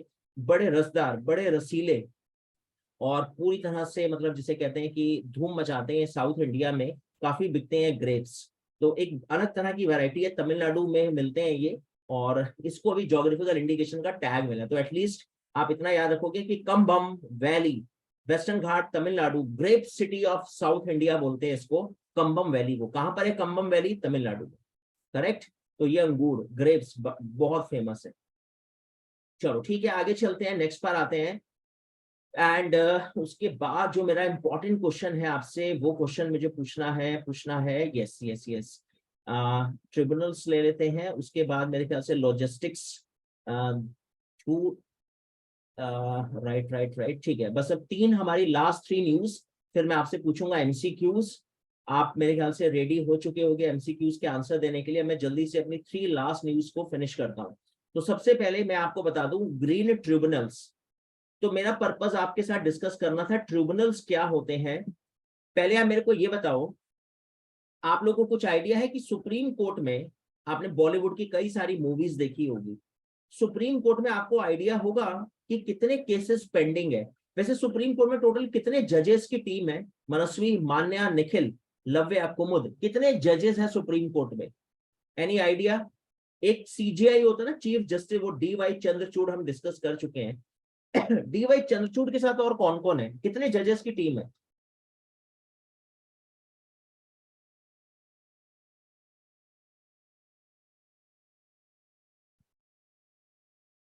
अच्छा 33, लव्या ने बोला sir 33। Correct, very good Lavya, 33 जजेस हैं, बिल्कुल राइट आंसर है। मैंने पॉलिटी में आप लोग को बताया था 33 + 1 CJI, कितने लोग हो गए? 34। आपको पता है सुप्रीम कोर्ट में 90 लाख केसेस पेंडिंग पड़े, 90 लाख केसेस पेंडिंग है, 90 लाख केस पेंडिंग है, 34 लोग हैं, 34 जजेस टू सॉल्व दीज केसेस। तो कितना पेंडिंग होगा ना, तभी तो 10-10 20-20 सालों के बाद रिजल्ट आते हैं, और जब रिजल्ट आते हैं पता चला बंदे की डेथ ही हो गई। तो उसके लिए हमने कॉन्स्टिट्यूशन में एक प्रोविजन करा, ट्रिब्यूनल्स। ट्रिब्यूनल्स क्या है? Outside court settlement. जैसे दो पार्टी की लड़ाई हो गई, फॉर एग्जांपल कोई एनवायरमेंट का इशू आ गया, तो हमने नेशनल ग्रीन ट्रिब्यूनल बना दिया। अब ये दोनों पार्टी एनजीटी में चली जाएं और ये वहां पे अपना केस फाइल करें, और एनजीटी एक डिसीजन दे देगा कि भाई ये पार्टी सही है, ये गलत है, आप पॉल्यूशन फैला रहे हो। जैसे फॉर एग्जाम्पल, चलो एक एग्जाम्पल कर लेते हैं। फॉर एग्जाम्पल अभिनंदन के अपने पड़ोसी से अनबन हो गई, वो रोज सुबह कुछ इस तरह से करते हैं कि पॉल्यूशन क्रिएट होता है, नॉइस पॉल्यूशन, या बड़ी तेज तेज म्यूजिक सुनते हैं। अब अभिनंदन बड़ा परेशान है कि यार बताओ, मेरे एग्जाम्स आने वाले हैं, रिजल्ट आने वाला है कल, भले फेक हो, मुझे तो टेंशन है, लेकिन रिजल्ट आने वाला है, मैं क्या करूं? तो इसने क्या करा, इसने एनजीटी में जाके कंप्लेन कर दी कि मेरे पड़ोसी को समझाओ, मैं केस फाइल कर रहा हूँ। एनजीटी ने इनके पड़ोसी को बुलाया कि आप क्या कर रहे हो, सुबह इतना नॉइस पॉल्यूशन क्यों करते हो, या रात 10 बजे के बाद बैन है तो आपने क्यों चलाया म्यूजिक? तो outside of the court NGT ने मामला सॉल्व कर दिया और उसके ऊपर कोई फाइन लगा दिया। अब आप समझ गए ट्रिब्यूनल्स का मतलब क्या है, अलग अलग फील्ड के ट्रिब्यूनल्स हैं। तो आपको डायरेक्ट कोर्ट में नहीं जाना, आप सीधा ट्रिब्यूनल्स में चले जाओ। देखो ये लिखा हुआ है यहाँ पे, tribunals are institutions established for discharging judicial and quasi judicial duty. Quasi judicial मतलब अगर ये कोई डिसीजन देंगे आपको मानना पड़ेगा, अगर आप नहीं मानते तो आप कोर्ट चले जाओ। फिर तो ऑब्जेक्टिव क्या है? रिड्यूस केस, जो जुडिशरी को बर्डन क्रिएट करते हैं उनके केसेस को बाहर ही सॉल्व कर देना, ये पर्पस है। और हमारे कॉन्स्टिट्यूशन में हमने इनको कब ऐड किया? 42nd अमेंडमेंट से हमने इनको ऐड किया, पार्ट 14A में। ध्यान से देख लो इसको, ये 14 कैपिटल ए में, और कैपिटल ए का मतलब मैंने आपको समझाया हुआ है, जब अमेंडमेंट से कोई चीज जुड़ती है तो उसको हम कैपिटल लेटर्स में यूज करते हैं। और ये कौन से आर्टिकल में मेंशन है? 323A में। तो मेरे ख्याल से आप समझ गए होंगे, मेरा पर्पस आपके साथ ये डिस्कस करना था। ट्रिब्यूनल्स क्या होते हैं? Outside court settlement. 14 capital A में इसको मेंशन किया है, 42nd अमेंडमेंट में इसके ऐड किया, और आर्टिकल था 323A। तो पहले आप मेरे को ये बताओ कि यहां तक आपको समझ में आ रहा है जो हम डिस्कस कर रहे हैं क्लास में? लव्या, कुमुद, मान्य शर्मा, निखिल, लव्या, क्षितिज, जीतू, जिया ने आज अटेंड नहीं करा, दर्पित, भूमि गुप्ता, भूमि खन्ना। कोई ऐसा पॉइंट, अनुभव, कोई ऐसा पॉइंट जो ना समझ में आया? विदिता, तनु, तनिषा, क्लियर है यहाँ तक? Okay, thank you everyone. अगर आप लोगों को यहाँ तक क्लियर है तो ठीक है, बस अब हमारी 2 पॉइंट्स रह गए। हाँ, मोर देन 50 लाख केसेस, तो वही मैंने बोला 90 लाख केसेस पेंडिंग है। चलो ठीक है, गुड वन गुड वन। ठीक है, आगे चलते हैं। अब आते हैं हम अपने लास्ट न्यूज पर। तो देखो बात यह है कि लॉजिस्टिक्स की अगर बात करें, लॉजिस्टिक्स आप समझते हो ना, सिंपल शब्दों में बोलूँ तो ट्रांसपोर्टेशन। देखो हमारे यहाँ पर ट्रांसपोर्टेशन की क्या कंडीशन है, हमारे यहाँ एयर ट्रांसपोर्ट है, रोड ट्रांसपोर्ट है, रेलवे ट्रांसपोर्टेशन है। तो लॉजिस्टिक्स की अगर बात करें तो लॉजिस्टिक्स परफॉर्मेंस इंडेक्स में इंडिया की है 38 रैंक, और फर्स्ट नंबर पे है सिंगापुर। देखो सिंगापुर, पता नहीं, मैं जब ये रिपोर्ट्स पढ़ता हूँ मुझे बड़ा आश्चर्य होता है। छोटा सा कंट्री, आपको पता है। और मैं सिंगापुर गया था तो मैंने वहां पे जाके जब मुझे पता लगा, वहां की गवर्नमेंट से मुझे पता लगा कि सिंगापुर एक सुई तक नहीं बनाता, खुद कुछ नहीं बनाता, एवरीथिंग इंपोर्ट, हर चीज इंपोर्ट करता है, और फिर भी पता नहीं इतना ग्रोथ कैसे कर रहा है। उसका रीजन है कि पढ़ा लिखा समाज है, बड़े वेल एजुकेटेड है, गवर्नमेंट बड़ी, मतलब बहुत अच्छी गवर्नमेंट है वहां पर, बड़ी नीट एंड क्लीनलीनेस है, सफाई बहुत है। हमने देखा होगा टूरिज्म, कितना टूरिज्म आता है ना? तो ये थोड़ा इंपॉर्टेंट है। अनुभव, थोड़ा सा इंपॉर्टेंट पॉइंट्स है तो डिस्कस करते हैं इनको, शायद एग्जाम में आ जाए। तो बस इतना पॉइंट मुझे डिस्कस करना था आपके साथ कि लॉजिस्टिक्स की अगर बात करें तो सिंगापुर अनुभव टॉप पर है और इंडिया की रैंक है 38th स्पॉट इंडिया को मिला है लॉजिस्टिक्स परफॉर्मेंस में, करेक्ट। तो that's all, this is all about our class. तो ऑलमोस्ट हमने अपनी क्लास को कंप्लीट कर लिया आज, हमारी टारगेट हो गया कंप्लीट। बस मुझे सिर्फ आपके साथ इतना बताना था कि पूरे इस अप्रैल करंट अफेयर्स में दो इंपॉर्टेंट बातें, वो ये कि एक तो फेमिना मिस इंडिया, आप लोगों ने कभी सुना miss world, miss universe, miss India का अभी ये हुआ था इवेंट, और नंदनी गुप्ता हमारी जो है वो मिस इंडिया बनी है, राजस्थान की है ये नंदनी गुप्ता। और जो मिस इंडिया बनता है वो मिस वर्ल्ड के कॉन्टेस्ट में पार्टिसिपेट करता है। तो अब आप समझ गए, हमारी नंदनी गुप्ता मिस वर्ल्ड की जो कंपटीशन होगा उसमें पार्टिसिपेट करेगी, इंडिया को रिप्रेजेंट करेगी। तो ये आप याद रखोगे, नंदनी गुप्ता राजस्थान से, इन्होंने राजस्थान को बिलोंग करते हैं और इस बार की फेमिना फेमिना मिस इंडिया है ये। एक तो ये इंपॉर्टेंट पॉइंट था, और लास्ट पॉइंट ये था, ये ऋषभ पंत के बारे में खैर इतना इंपॉर्टेंट नहीं है, लेकिन आपको ये बात तो पता ही होगी कि कितना बैडली वो एक्सीडेंट था जब इनकी ऑडी हिट करी थी, वो रुड़की हरिद्वार हाईवे, अगर आपने सुना हो न्यूज। लेकिन अभी वो नए पिक्स आई हैं ऋषभ पंत की, अब आप देख सकते हो कि ऑलमोस्ट रिकवरी हो चुकी है ऋषभ पंत की, और अभी इनको ब्रांड एम्बेसडर बनाया स्टार स्पोर्ट्स ने। तो इसलिए फिर मैंने थोड़ा सा खंगाला इस रिपोर्ट को, तो मैंने चेक किया, तो ये आपने देखा ही होगा उस दिन जब ये एक्सीडेंट हुआ था। अगर आप लोगों को कुछ आइडिया हो, सोशल मीडिया पे न्यूज चैनल्स पे काफी फेमस हुई थी ये न्यूज, याद है आप लोगों को, है ना, सबको पता होगा ये बात। साक्षी, तनु, अनुभव, आइडिया है ऋषभ पंत का जब एक्सीडेंट हुआ था। तो अभी काफी रिकवरी हो चुकी है, अब आप देख सकते हो उनकी लेटेस्ट है ये परसों की है, ये जो मैं पिक्स आपके साथ शेयर कर रहा हूँ, अभी 2-3 दिन पहले की है ऑलमोस्ट। तो अब देखो ऑलमोस्ट फिट लग रहा है ऋषभ पंत। चलो खैर, लेकिन हमारे एग्जाम्स के लिए इंपॉर्टेंट नहीं है, वो ब्रांड एम्बेसडर बने हैं वो भी इंपॉर्टेंट नहीं है, उसको भी छोड़ सकते हैं, ठीक है। और बस ये लास्ट न्यूज ये थी कि New York is the wealthiest city. तो मैंने आपको पता है क्या दिखाना था, मुंबई की रैंक है 21 और दिल्ली पे आ जाते हैं, क्योंकि हम सब दिल्ली से बिलोंग करते हैं। दिल्ली में देखो कितने कितने मिलियन आयर्स हैं, 30,000 मिलियन आयर्स एंड 16 बिलियन आयर इन दिल्ली। तो मैंने कहा एक बार आपको दिखा दूं, शायद आपको थोड़ा इंस्पिरेशन मिले और आपका थोड़ा सा अंदर का मोटिवेशन लेवल आपका हाई कर दूं, कि हो सकता है आने वाले टाइम में ये 16 से बढ़कर आप लोग ऐड हो जाओ और हो जाए 46 बिलियन आयर ऑफ दिल्ली। सो मान्य शर्मा, भूमि गुप्ता, ब्रह्मजोत कौर, अनुभव, राइट।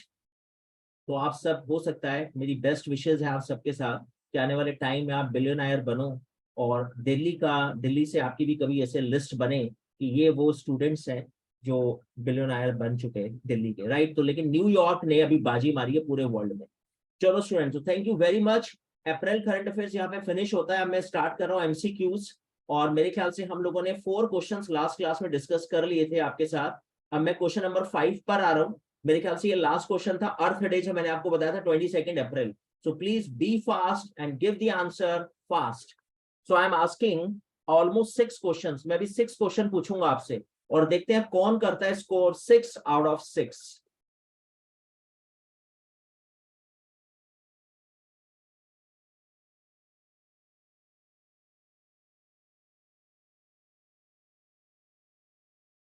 और प्लीज क्वेश्चन नंबर मेंशन करना, क्योंकि अभी बैक टू बैक मैं 6 क्वेश्चन पूछूंगा और फिर मुझे कंफ्यूजन हो जाएगी आप किसका आंसर दे रहे हो।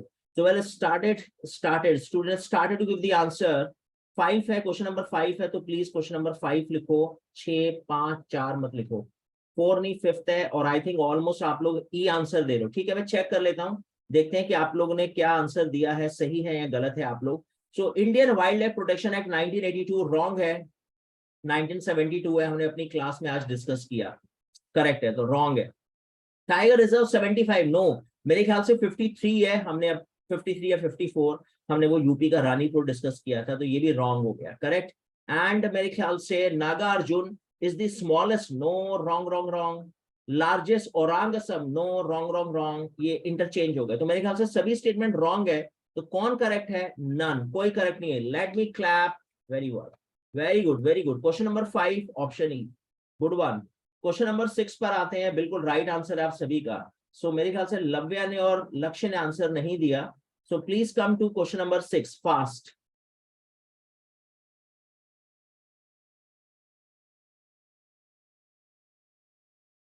कोशिश करो सभी स्टूडेंट्स आंसर दे। साक्षी, सुहानी, तनिषा, तनु, विदिता,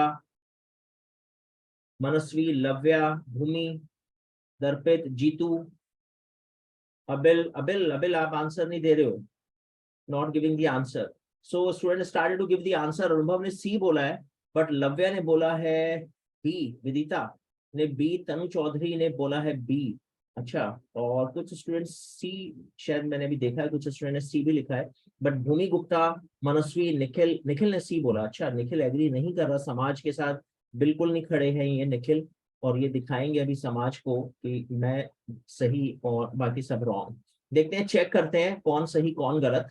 ठीक है, तो क्वेश्चन नंबर 6 का पहला स्टेटमेंट आई थिंक रॉन्ग है, बिल्कुल करेक्ट है आप लोग का आंसर, 9th है वो। एंड एटलांटा तो बिल्कुल करेक्ट है, करेक्ट है। And Kaziranga national park is in Assam, बिल्कुल करेक्ट है। नॉट करेक्ट चेक करना है, तो I think one only and the right answer is B for Bombay. Very good.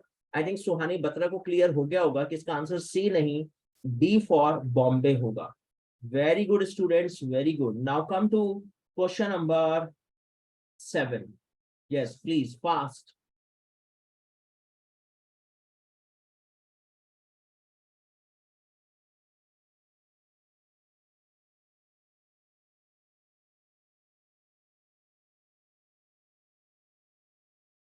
Okay, so अनुभव ने आंसर दिया 7A. So अनुभव मैन इन फॉर्म। देखते हैं, चेक करते हैं अनुभव आप क्या स्कोर करते हैं आज 6 out of 6। So D, oh Tanu D, Kumud A, Tanisha D. Oh so it means confusion. Lavya D, Anubhav D, Bhumi Gupta D, Vidita 7D। Okay, चलो ठीक है, चेक करते हैं सुहानी डी। देखते हैं भाई कौन सही कौन गलत। कुछ स्टूडेंट ने शायद ये आंसर दिया है, the India's tiger population decreases, oh increases. HP no, Madhya Pradesh Gond painting. Member of Parliament 5 crore for 5 years, no, 25 crore for 5 years, 5 crore for per annum. So that's why not correct. तो इसका answer होगा all. Yes, all not correct. The answer is D. तो I think hope clear हो गया होगा उन students को जिन्होंने आंसर दिया है A. So very good Abhil and other students. Good one. Very good. Now moving to question number 8. Yes, please give the answer. Question number 8. Fast.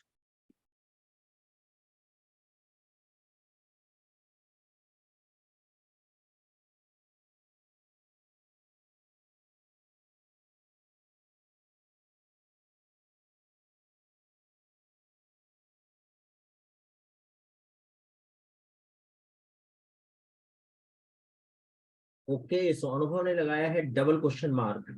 देखते हैं अनुभव, इट मींस कंफ्यूजन है क्या क्वेश्चन नंबर 8 में?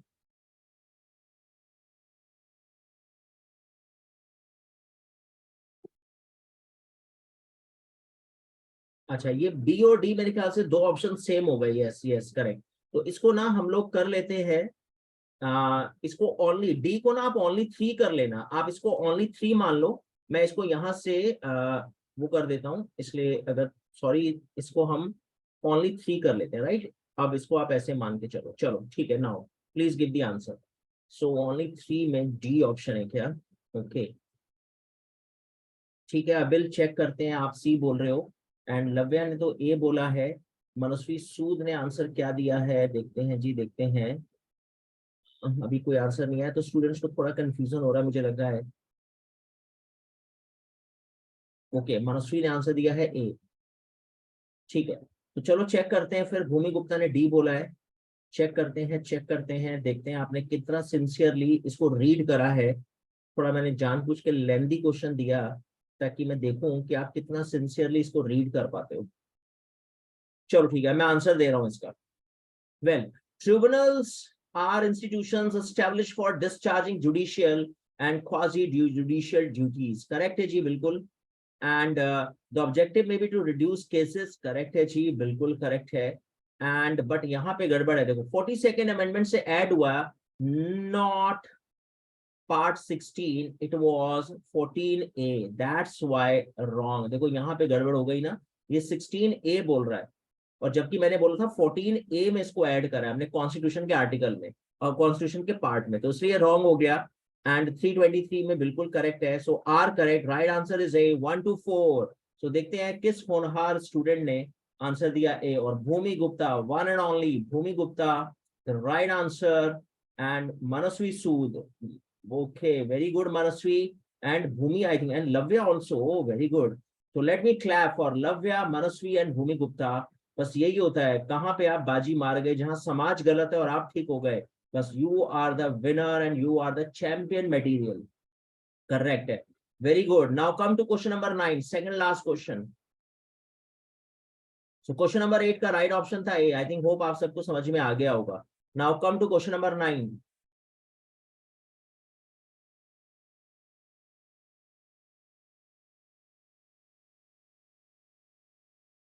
solar energy gets Mini Ratna category Kambam Angur and first panchayat election. So Nikhil ने बोला है B, Nikhil भी मैदान में है, Bhumi Gupta B, Tanisha Chopra B, okay, and Tanu Chaudhary B, correct है, right right right, and yes Tanu ने बी बोला answer, and Suhani, Manasvi, all student giving B, Abil, Lavya, तो it means no confusion at all, पूरा समाज एक साथ बोल रहा है बी ऑप्शन। देखते हैं, चेक करते हैं, देखते हैं आप सही हैं गलत। तो मेरे ख्याल से सोलर एनर्जी बिल्कुल करेक्ट है, मिनी रत्ना कैटेगरी 1, कंभम अंगूर not UP, I think this is Tamil Nadu, first panchayat election Rajasthan Nagaur बिल्कुल करेक्ट है, so are correct 1 and 3 and the right option is B, very good student, clapping clapping।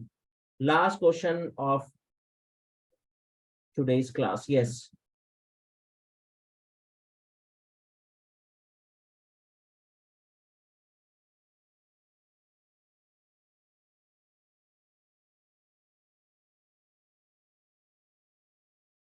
Okay, so well, तनु ने answer दिया है सी, विदिता बजाज सी, निखिल सी, तनिषा सी, so I think no confusion at all because maximum student giving C and nobody saying A, B and D, so Lavya C, Suhani, Manasvi, Bhumi all are giving C। तो let me check, फिर check कर ही लेते हैं, देखते हैं। तो मेरे ख्याल से India place 38 spot on world bank logistic performance, बिल्कुल करेक्ट है। टोक्यो ने टॉप करा, नो, न्यूयॉर्क था ना wealthiest city, that's why wrong. And Rajasthan की नंदनी गुप्ता बनी है Femina miss India world 2023, so not correct, so not correct, तो मेरे ख्याल से सी है, बस करेक्ट है, आप सबने सी बोला, very good students, good one. So yes, this is all about our April current affairs, and now please tell me your score, how many of you scored 6 out of 6? Yes please, fast। oh, Manaswi, Tanisha 5, Lavya 6, okay, Anubhav 4, Suhani 5, Vidita, Abel 4, okay। So good है students, आप लोगों ने 4 question भी अगर ठीक करे हैं तो बहुत अच्छा है, इट मींस आपने सबने बड़े केयरफुली क्लास को सुना। Thank you very much, thank you very much, and will meet tomorrow, will discuss next topic. So good bye, tata, bye bye, good night.